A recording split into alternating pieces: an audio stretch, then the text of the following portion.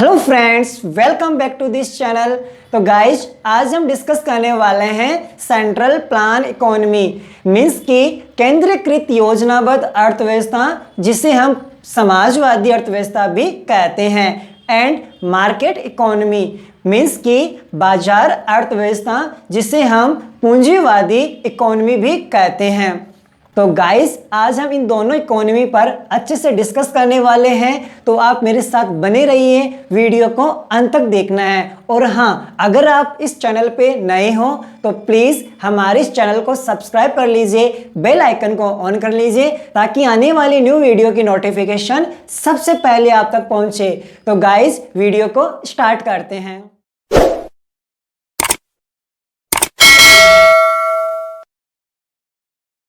Guys, शुरू करते हैं और सबसे पहले देखते हैं कि सेंट्रल प्लान इकोनॉमी यानी कि केंद्रीकृत योजनाबद्ध अर्थव्यवस्था क्या होती है।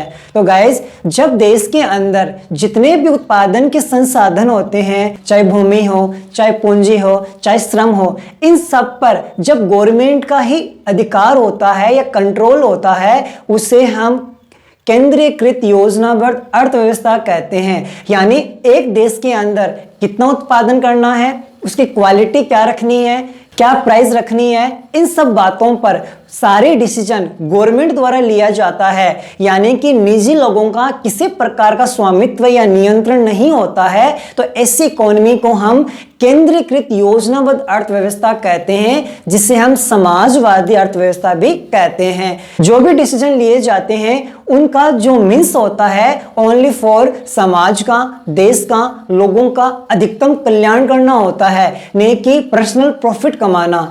तो देखते हैं, अगर एग्जाम के अंदर क्वेश्चन आ जाए तो हम इसको किस प्रकार एक्सप्लेन करना है।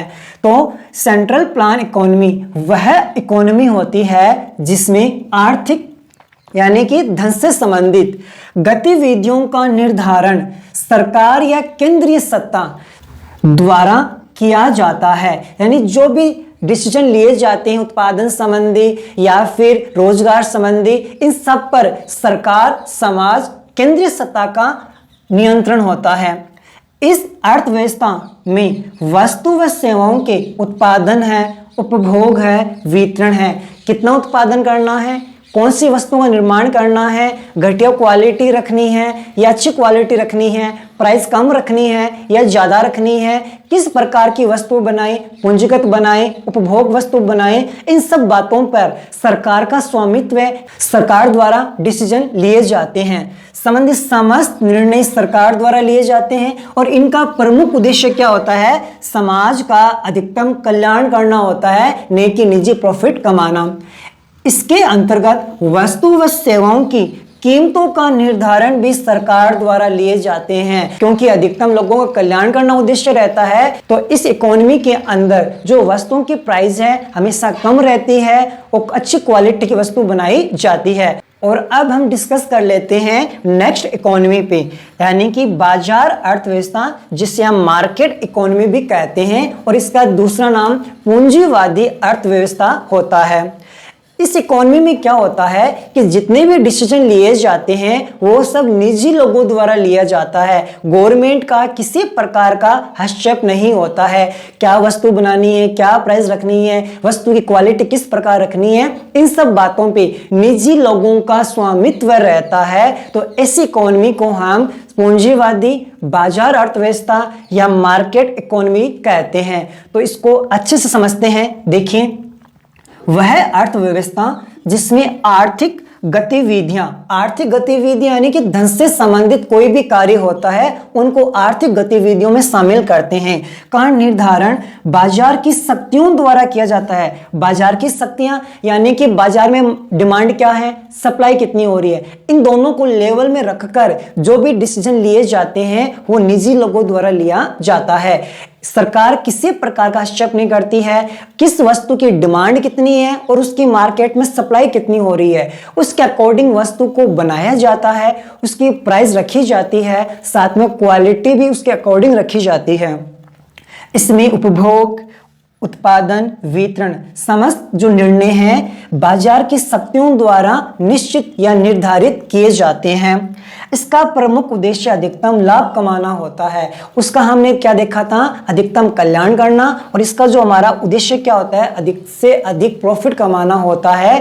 और आगे देखते हैं कि इस अर्थव्यवस्था में वस्तु व सेवाओं की कीमत मांग व पूर्ति द्वारा निर्धारित होती है कि प्राइस कम रखें या ज्यादा रखें। ये सब जो डिसीजन है वो वस्तु की डिमांड व सप्लाई पे निश्चित रहता है। सरकार का किसी प्रकार का दायित्व या नियंत्रण नहीं होता है। वस्तु की प्राइस है वो हमेशा डिमांड व सप्लाई पर निर्भर रहती है।